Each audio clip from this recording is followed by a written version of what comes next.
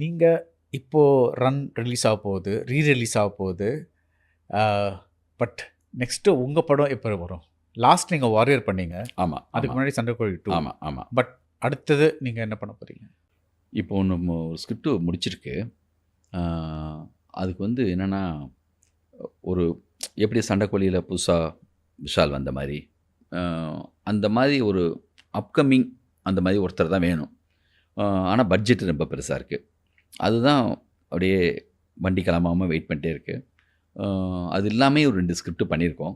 அது தெலுங்குலயும் ஒரு ஹீரோவுக்கு சொல்றதுக்கான வெயிட்டிங் இருக்கு. கண்டிப்பா இன்னும் ஒரு 2, 3 மாசத்துல தொடங்கிருவோம் ஷூட்டிங்.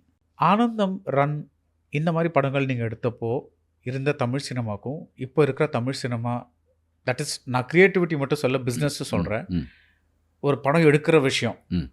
என்ன டிஃபரன்ஸ்? நிறைய பெருசா வளர்ந்துருக்கு. பல மடங்கா இருக்கு. கொஞ்ச நாளைக்கு முன்னாடி ரொம்ப நல்லா இருந்துச்சு. இப்போ ஒரு 5 மாசமா நிறைய எங்க பார்த்தாலும் பெரிய பெரிய படங்கள் பண்றவங்க கூட ஓடிடி விக்கல சார். பெரிய படம் நான் சொல்றது. மிகப்பெரிய ஹீரோ படங்கள் கூட ஆம், அது சம்மந்தப்பட்டவங்க பக்கத்துல உட்காந்து சொல்லும்போது, "சார் நாங்க இப்படி ஒண்ணு எதிர்பார்த்தோம் சார். இப்படி தான் சார் இருக்குங்கிறப்ப ஷாக்கிங்கா இருக்கு." அது எப்போ ஆரம்பிச்சதுன்னா, நம்ம லியோ அதுக்கு முன்னாடி ஸ்டார்ட் ஆச்சு. அதான் பீக். அதான் பீக் ஓடிடிலாம். யா அதான் நேத்து செல்வமணி சார் சொன்னாரு. நம்ம என்ன நினச்சிக்கிறாங்க ப்ரொடியூசர்ஸு, மொத தியேட்ரிக்கலுக்கு ஒண்ணு இருந்துச்சு. சேட்டலைட்னு ஒண்ணு வந்துச்சு. சேட்டலைட் வந்து அது போனஸ். அத நம்ம வந்து என்ஜாய் பண்ணலாம். எக்ஸ்ட்ரா வருதுல்ல நெனச்சாங்க. எக்ஸ்ட்ரா பாக்கெட் மணி மாரி. பாக்கெட் மணி ஆ. மாரி. அதுக்கப்புறம் ஓடிடின்னு ஒண்ணு வந்துச்சு. இப்போ ஓடிடி வந்துச்சுல்ல.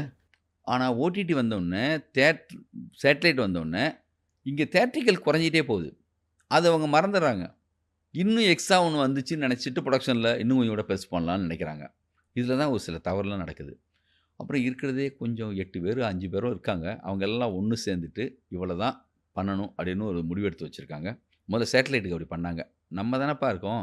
நமக்குள்ள ஏன் போட்டி போடணும்னு சொல்லி ஒண்ணு. ஆனா கன்டென்ட் வந்து எப்ப இருந்தாலுமே தேவை. அது கண்டிப்பா அ பாகுபலி பத்தி ஒண்ணு கேள்விப்பட்டேன். பாகுபலி ஏன் 2ஆ மாறுனுச்சுன்னு கேட்டேன். ஒரு தடவ. ஒரு தடவ மீட்டிங் வச்சாராம். சார். ஒரு படம் தான். ஆனா பட்ஜெட் பெருசு. இது என்ன பண்ணலாம்? ஒண்ணு பண்ணலாம். 2 ஆக்கிருவோம்.